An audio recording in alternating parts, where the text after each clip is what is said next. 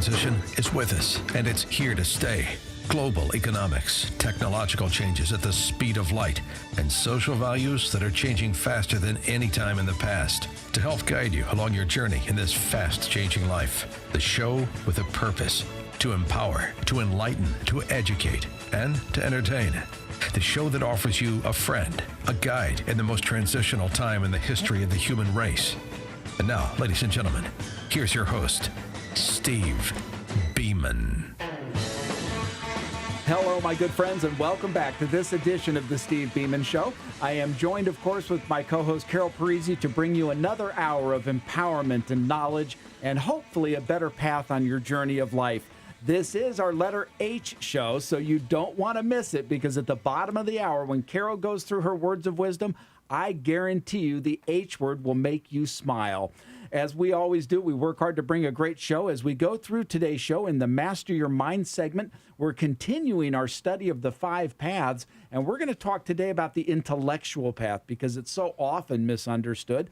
We then do have Carol's words of wisdom coming out of the bottom of the hour. And in the Master Your Money segment, we're talking about, what's the H word? So we're going to use the headline effect and how behavioral finance and emotions affects people's money. So, Carol, this is going to be another one I think we're both excited about. We've spent time before the show talking, and it's a great day to be doing it. Oh, it's great, and I am excited. I wish we would have had the past hour and a half that we've been talking on air. It was we pretty did like interesting. 3 shows just sitting there talking. Absolutely. And, I think the letter H is going to be hugely important. It's going to be huge. You sound like Donald Trump. It's huge. Huge. But you know what? Let's discuss your article of the week. Yeah, this was a little more serious this time because I looked at the cost of terrorism. Well, you said the egregious cost of terrorism. Besides, the sad, very sad. Steve and I here at the Steve Beaman Show really want to send out our condolences to the families and everyone that lost someone in Orlando last week. And it's just, it is. Tragedy doesn't even cover it. It doesn't. It's a horror that none of us want to deal with. But there are reasons, and perhaps on more shows we'll talk about the causality of those things. Right. But I did write this article because I thought, let's study the effect of this on us. Our show is all about life. It's all about how to build a better, happier, more prosperous life. And terrorism does what it set out to do. It terrorizes and it disrupts. And so, Carol, that article was highlighting the fact that you have a direct cost to terrorism, the loss of life and the loss of buildings and materials. But there's an indirect cost in that people change behaviors. Totally. Are you going, how many kids, I think you even wrote it in the article, how many young people this weekend are going to be going to clubs? Exactly. I wouldn't. This weekend, how many kids were going to clubs this weekend? And in this regard, these people who do this, whether it's Islamic terror or other terror, it doesn't matter who does it. In the Northern Ireland situation, when the IRA was doing this thing, they changed behaviors, and it affects an economy. We're growing now at 2.3% a year. At the margin, when you start to slow down people's economic behavior, it gives these people, these radicals, a leg up. And I wanted to write the article to bring it up to people in the hopes to say, let's not let them win. Let's not let this do that to us. Well, you even brought the Federal Reserve into this, saying there's a conundrum by the Federal Reserve. How does this impact that? How does these terror attacks impact that? You talk about a macro thing. We sit and if you've listened to this program or you listen to my Beaman reports every day on stevebeaman.com, you know that a lot of concern exists now that the Fed wants to raise interest rates. They really do want to put value back in capital. They want to do this for good reason. But with our economy at 2.2%, ready to slip into recession, it doesn't take much to do that. And this kind of terrorism effect is enough that it's changed Federal Reserve policy. They've come out now and said they're not going to raise rates. Well, is that a good thing? Well, I think it's not good for the overall economy, but it helps to keep this thing plugging along at its over-regulated, over-debt burden 2.2%. You even had something in this article about global cost of terrorism hit an all-time high in 2014. Yeah, this is a study that was done, and it's an academic study. It's not politically motivated. It's academic in its nature, and it talks about the cost, and you can look at the spike up in 2001 with the trade centers, of course, but we see a spike now in this year, and the cost is in the tens of billions of dollars, and that does not include the soft cost of people changing economic behavior.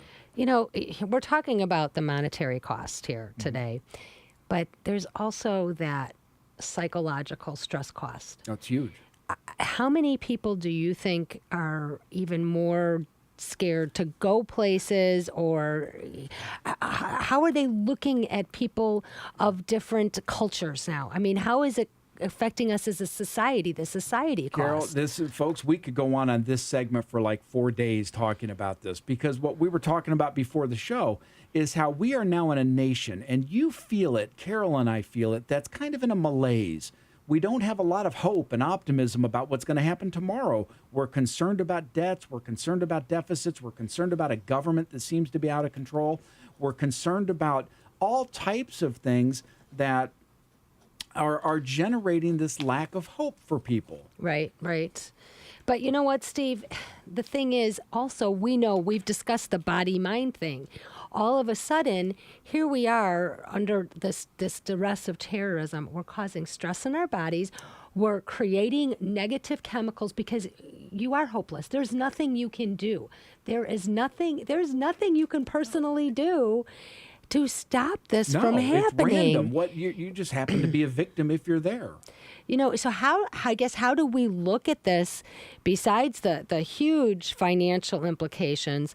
How do we as a society face these psychological and emotional implications, and what can we do to overcome it? And that is the million-dollar question. But in today's show, as we continue on the 5 paths, we're talking about the intellectual path. Okay. And we're talking about how to build a genuine understanding of the cause of these things, the goals of their, and objectives of what they're trying to do, and how we as a nation and an idea need to deal with it. Do you think they're winning? I think they have the potential to win if it changes who we are. But Well, let me be specific. We are trading our freedom for security on a daily basis. We're giving up the Camelot, the dream of America, which is everyone could govern themselves. And we're saying, I want you, government, to protect me, and I'm willing to give up some of my freedoms to have you do that. That's a dangerous, slippery slope. Well, let me ask you a question. I mean, we can talk about real quick, and I don't want to get political here, but guns.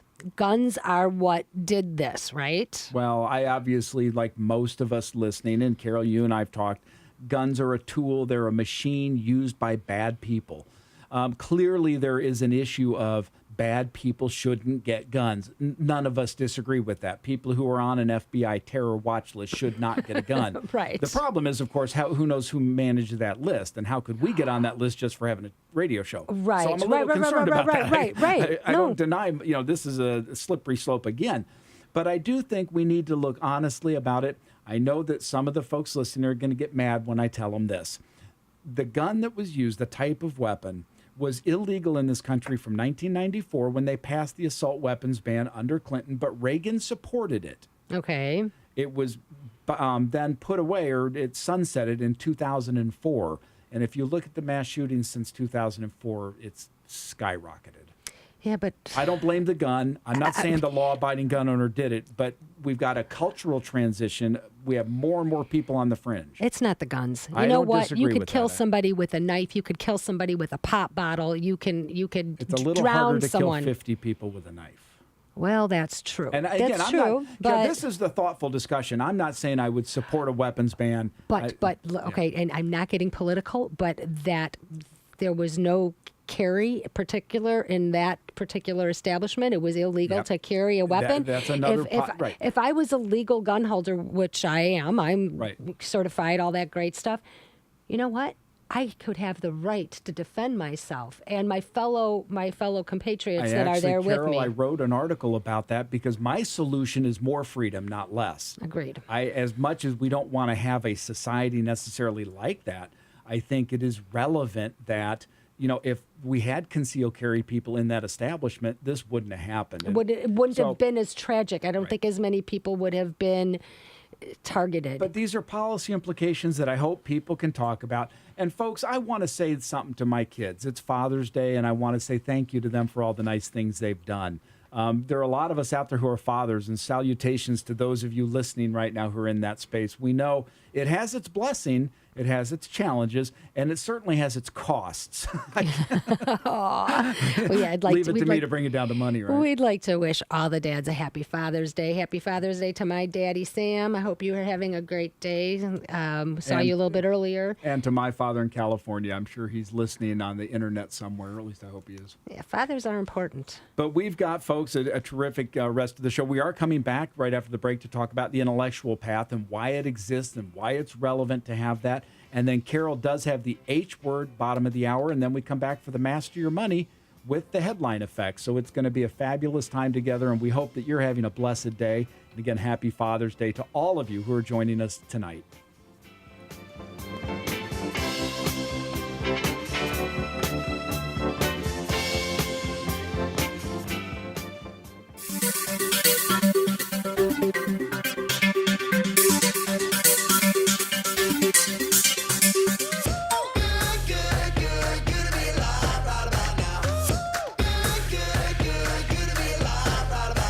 I'd be remiss if I didn't say it is good to be alive here on the Steve Beaman Show with my co-host Carol Parisi and all of you who are listening.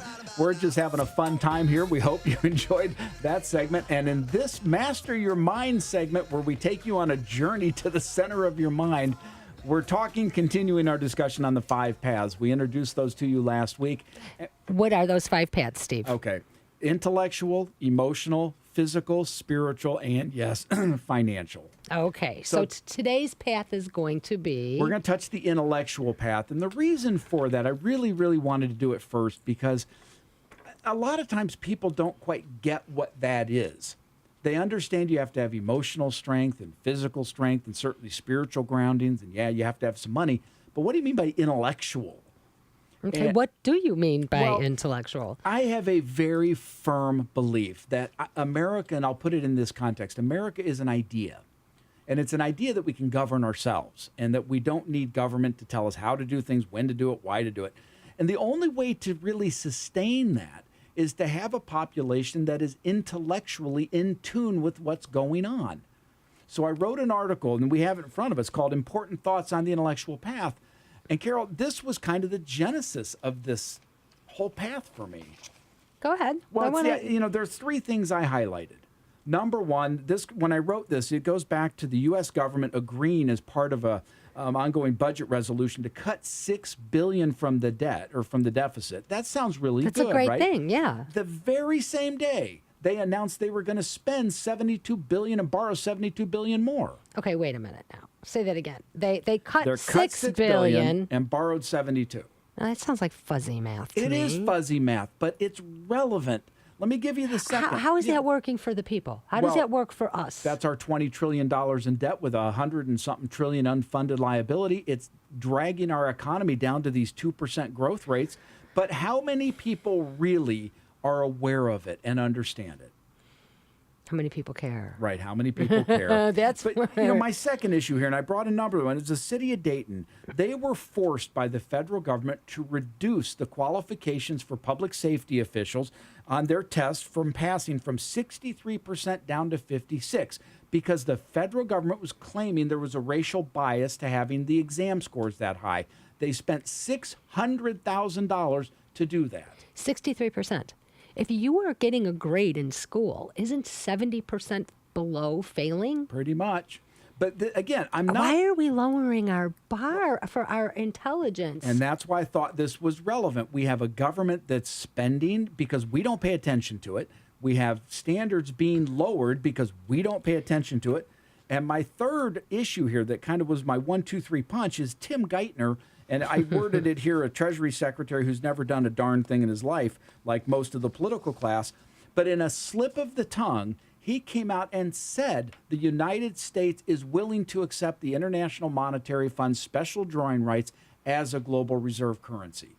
Now, the reality is I just lost most of the audience going, International Monetary Fund, special drawing rights, what's all that? That sounds like conspiracy theory. Not a conspiracy when it's done in the open. My point is people need to know this stuff. Okay, why don't you give us a 2-minute education on the International Monetary Fund and special drawing rights? Post-World War II, the United States is the king of the mountain. We are the economy of the world. We're the leaders of the world and everything else. We're trying to rebuild Europe. We're trying to rebuild the free parts of the world against the Russians and the communist Chinese. And so a number of institutions established. One of them is the International Monetary Fund, and it is a fund that is, it's a group, it's a bank, it's an international bank, so I'll just put that in English, and it's funded by all of the countries of the world. They all put money in, and they use that money then to help the underdeveloped world get food, get education, get medical care. So it is a bank for the developing world. Okay, why do we need that? Well, it was a way for the world to say we as a globe prosper when the entire globe prospers. A rising tide lifts all boats. Okay, that's okay. And so, yeah, it is in our interest to have South Africa doing well and the African nations in South Asia. There's no question that we are so tied together with these countries. We need to have them growing too, and that's what the IMF is supposedly out to do. Now, does it do it perfectly? Probably not, but its goal is to do that.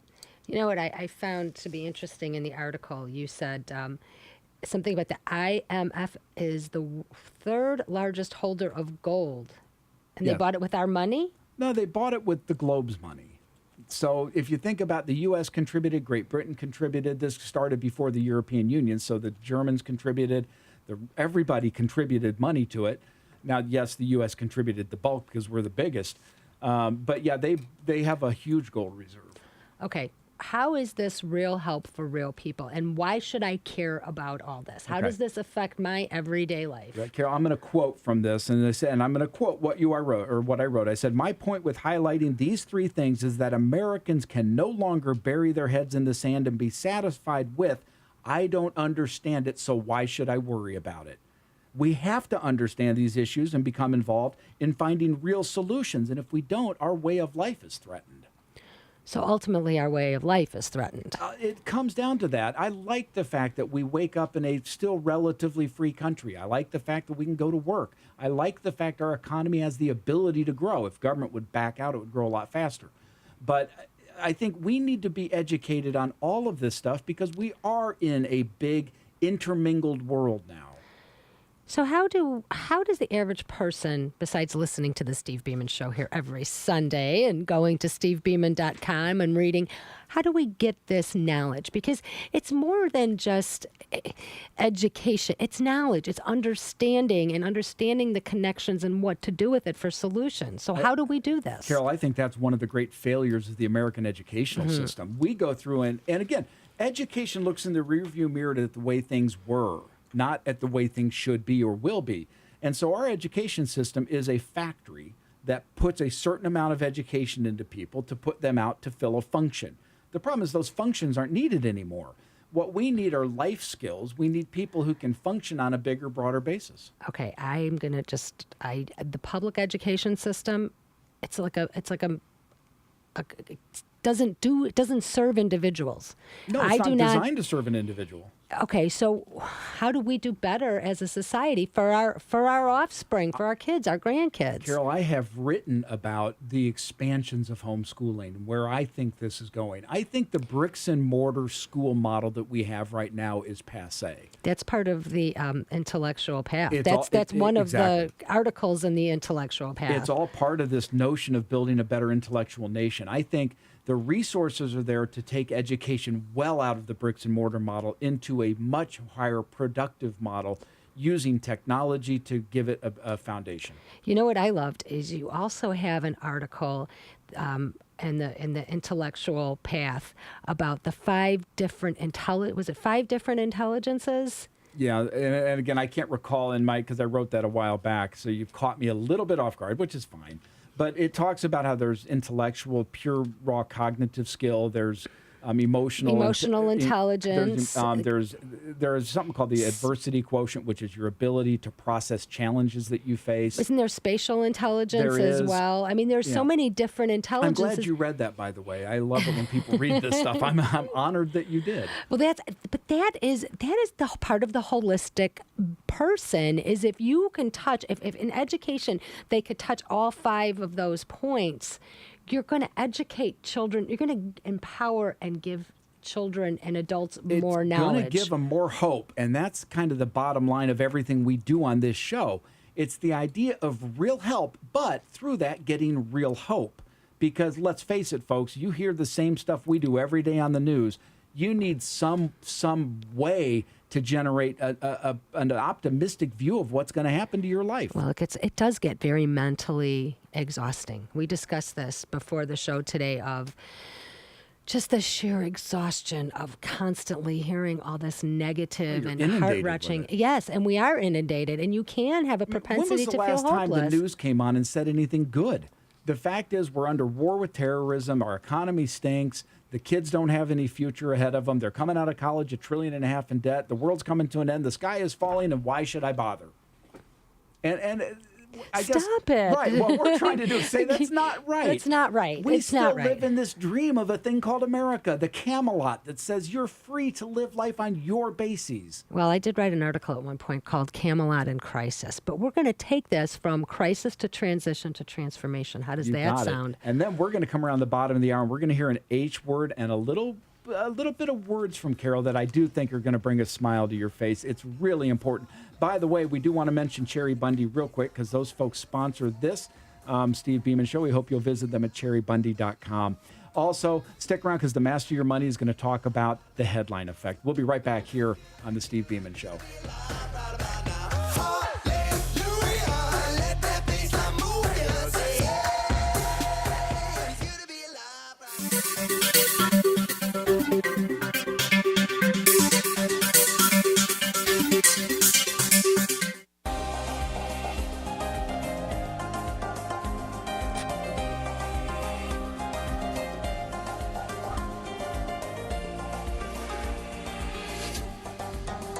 Well, hello, everybody, and welcome to this, the bottom of the hour, where we talk about Carol's words of wisdom.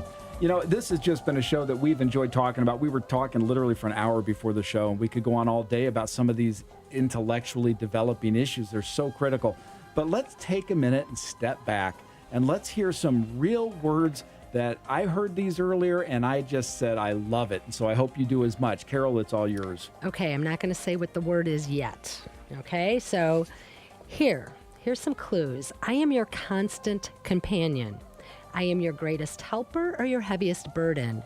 I will push you onward or drag you to failure. I am completely at your command. Half the things you do, you might just as well turn over to me, and I will be able to do them quickly and correctly. I am easily managed. You must merely be firm with me. Show me exactly how you want something done, and after a few lessons, I will do it automatically. I am the servant of all great men, and alas, of all failures as well. Those who are great, I have made great. Those who are failures, I have made failures. I am not a machine, though I work with the precision of a machine, plus the intelligence of a man. You may run me for profit or run me for room. It makes no difference to me. Take me, train me, be firm with me, and I will put the world at your feet. Be easy with me, and I will destroy you. Who am I? I don't want to say it. I want you to. I am habit. Yes, indeed. Oh, my gosh. That is, if ever there were more truer words spoken. Our habits make us. Our habits could make us or break us. We talking about hope. Yep. Because we're losing hope. As a society, we are becoming hopeless. We're becoming Eeyore. And that's why hope and but that's why hope and change worked so well in 2008, because we were so hopeless after the huge financial crisis and crisis after crisis. We were crisis driven, but we kind of ruined that concept. Well, what is hope? Because how did that work out for everybody? Not so great. You know right? what? Our habits, on the other hand, are in our control. Yes, and that's real hope. And that is real hope. That will empower us for real hope. So I just listen to that and I think about what we're trying to do here on the show and in the web and everything that we do. And it is really about restoring real hope for people. And part of that is to develop the habits of success based on your own definition of success. Well, and develop your habits to encourage your hope, to create your own help. There you go. You got 3 out of them. Well, that's what I was going for. Yeah, no, I mean, we're real help for real people, but your habits, your everyday habits, what are some of your good habits? I think my biggest habits that I've started that have truly been transformative for me is this physical routine I've gotten on. I hate the guy. My trainer is a sadist and a masochist wrapped into one. That's why I'm laughing, because every week I see you, you're like, oh man, I pay this guy to like kill me. But you know what? It has become a habit in my life, and it's become a habit that's really good for me. You know, habits are developed in 3 sessions of 21 days. In 21 days, you could start establishing a habit. By the time you do 63 days of this habit, it's this thing that you do automatically. It becomes that machine. And it works. It's a dual-edged sword. It does. That dual-edged we've talked sword. about developing the habit of saying something thankful when you wake up in the morning. Gratitude. You just do that, and it becomes part of your being. It becomes part of your way of life. Yes. And so these habits that we all have, right? We all have bad ones and good ones. But part of living is to say, okay, I like these habits. I want more of them. But it's you know what? You could break your bad habits. Absolutely. You can control it. I mean, it's not easy. Again, this is the people on the road going, easy for you to say.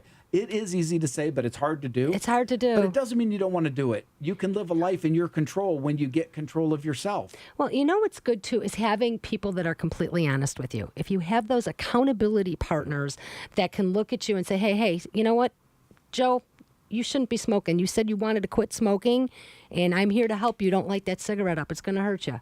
But it's why we want people to build a habit of going to our site, because we've got 400 articles up there of real help for real people. You can write Carol at stevebeaman.com anytime you have thoughts, questions, ideas. We want to become part of your life, because as we said last time, and I want to say this again, there is a mantra out there of make America great again. I'd like to say, folks, we got to make Americans great again. I like that. So, Steve, I know one of your really good habits.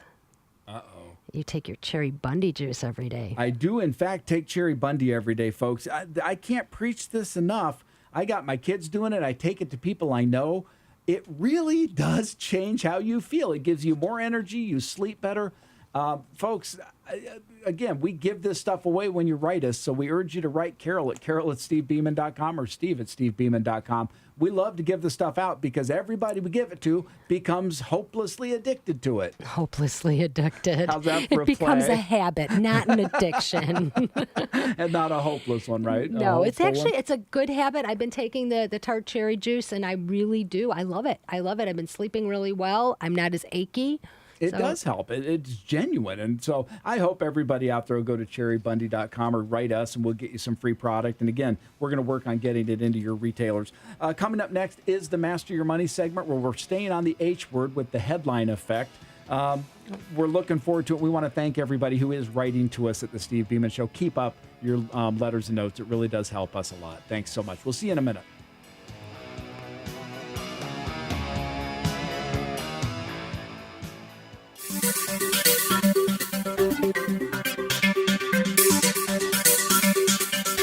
Now, back to the Steve Beaman Show for insight on your money and the nation's financial future. Hello, everybody, to this segment that is our money segment. You know, it's interesting. In the back talk of the station, they were talking about whether this is a money show. And I said, well, it's partly we talk about money, but it's a life show. There's more to life than money. This is just important, so we like to talk about it. Finances are one of the 5 paths. That's exactly right. And this segment is sponsored by our good friend John Grebe of Grebe & Associates and the Society to Advance Financial Education. In fact, Carol and I were just at a dinner last night sponsored by SAFE. If you folks missed it, we're sorry. It was a terrific experience. It was outstanding. That was great. Thank you very much, Steve. That was great. It was so educational. Little bit over my head, a little bit at points, but it was really good. It was powerful. I was real pleased. We're going to try to get video snippets of that up on the Steve Beaman website or the Society's website. So visit safefinancial.org at your convenience or call John at 630-653-3510. Now, Carol, we are discussing today another one of these, what's in the realm of behavioral finance called the headline effect. Okay, what is the headline effect and what does it mean to me? Why do I care? Okay. Let me put this in the best specific example I can. I have a friend of mine who has a fairly sizable amount of money with an advisor, another friend of mine. This guy writes every week when he hears a headline come out about gold is going to do this, or Soros is buying gold, or XYZ is happening to this investment. My point with it, because he's looking at these headlines, that's already happened. Oh. But it affects his behavior. And unless you have good counsel, it will affect your behavior in investing. How many people get caught up in managing their money by headlines? But don't the headlines, aren't they important to us? No, they're in terms of investing your money. The headlines are always after the fact. The news media doesn't write about something until it's already happened. Money is made getting in before it happened. I had a funny one real quick. A friend of mine called me recently and he said, I heard Soros is buying a lot of gold. I should go buy some gold. I'm like, do you not think he's already done that? He's already done it, if you're right. It's ridiculous, but it goes on. But now, isn't there something, though, if there's headlines happening, could you kind of take a look ahead and say, well, if this happened, generally this, and this happens after this type of behavior? Carol, every day I write the Beaman Report, which goes up on our site. I also do a half hour of live television for Clean TV. If you go to Facebook, you can go to Clean TV and you can see a half hour broadcast of me. And what I do is I take people on a news journey around the world. We go to Japan, China, Russia, Jerusalem, Europe, and back to the U.S. Wow. So you get the whole globe. So yes, there's value to knowing the news. But when it comes to managing your money, you have to convert this knowledge into usable information. And that's more often than not the data, and letting the data drive your investment decisions, not your emotions driven by a headline. Specifically, what kind of data should you be looking for? We're looking at market data from all the commodity indexes, currencies, bonds, stocks. We look when we invest, and you've met some of my friends. You discussed some of that last night. That was pretty interesting. Well, it's real, and that's one of the things we talked about is the need people have for competent financial advice.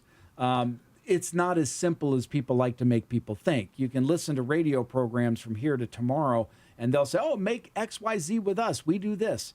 Well, they're selling you their system. They're not making money investing in it.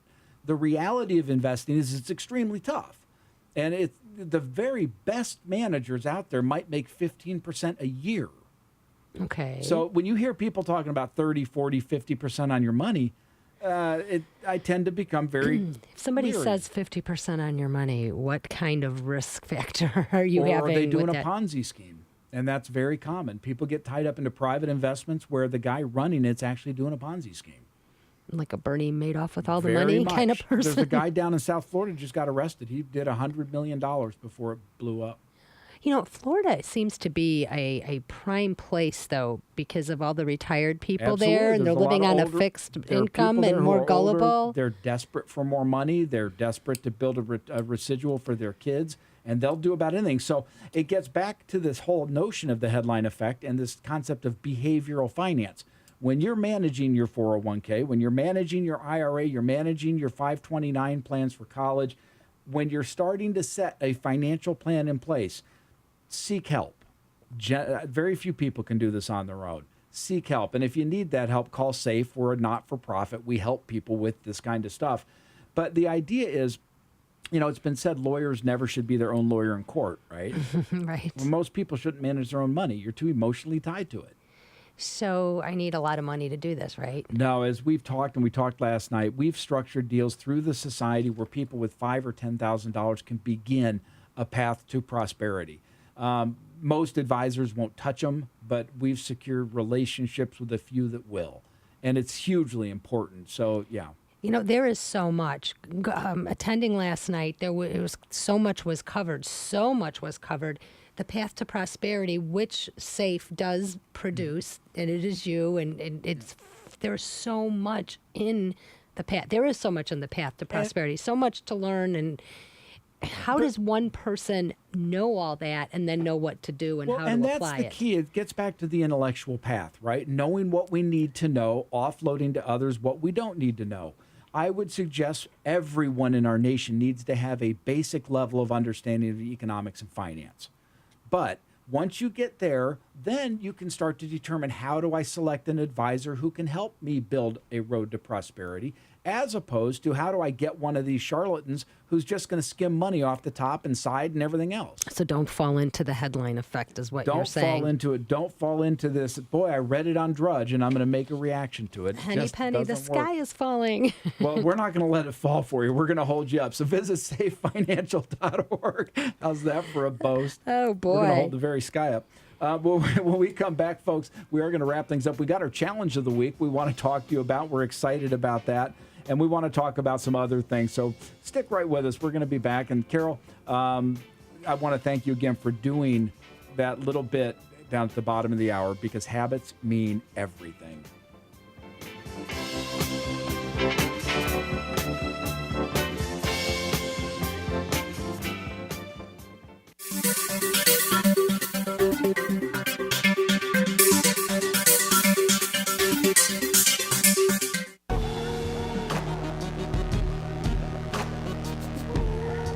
Welcome back to this week's edition of the Steve Beaman Show. This is Carol Parisi here with Steve. And Steve, this show went by zippity-doo-dah, again, fast. It's amazing to me that every week they go by faster and faster. Well, we discussed a lot this week. We talked about heavy stuff. We had that first segment on the Epic Times article on the cost of terrorism and the impact of that. And that's not exactly in our normal have a happy, healthy life. That's the real world. We don't live in a panacea of this perfect world.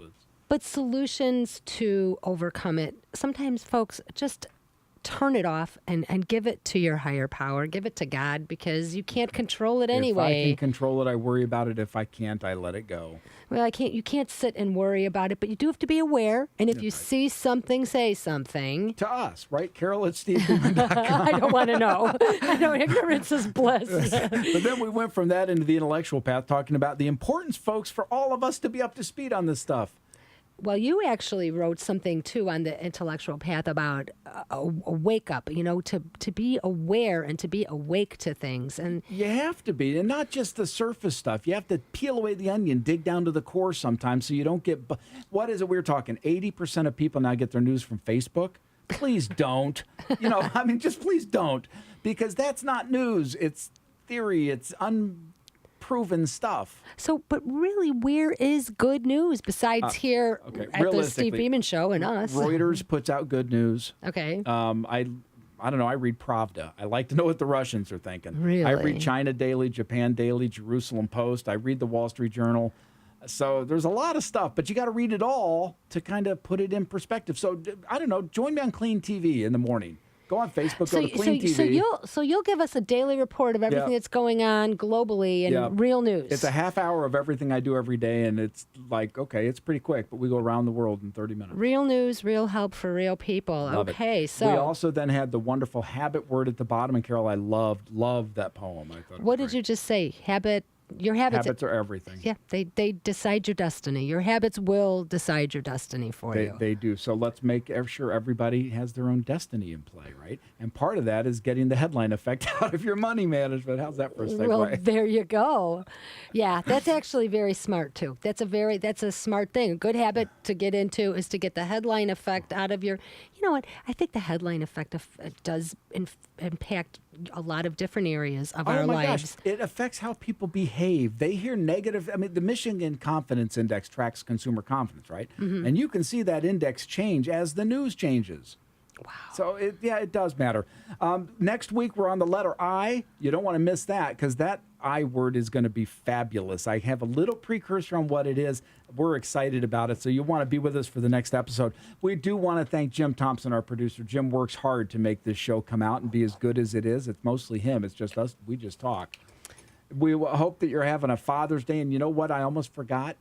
We have a challenge for people this week, don't we? Yes, we do. Well, fill us in. Okay. Since your habits direct your destiny and they're everything, take one bad habit and eliminate it. Focus on eliminating it. Now, you could tether yourself down from smoking. If you're a sugar addict, tether yourself down, because if you're a smoker, you're physically addicted, okay? And your body is going to need that. I have ways to help you. If you just email me at Carol@Steve Beaman if you want some suggestions on that. So if you have one bad habit that you really want to eliminate and get rid of, start today. Start today to get rid of that habit. You know what? Maybe next week we'll report back to what we did. Okay. Bad habits. Okay. But a happy Father's Day, by the way, once again to everybody. We do want to thank John Grebe for sponsoring the show and for making it possible. Cheribundi, who has this wonderful tart cherry juice product, and SafeFinancial.org, the not-for-profit that's your friend in finance. A lot of people don't believe Safe really does it out of a benevolence, but Safe does. And if you would like to sponsor the show, you can pop me an email at steve@stevebeaman.com. We'd love to have you. But again, happy Father's Day, folks. And as we sign off every week, from our heart to your hearts, we want to thank you, and we look forward to seeing you for the next episode of The Steve Beaman Show.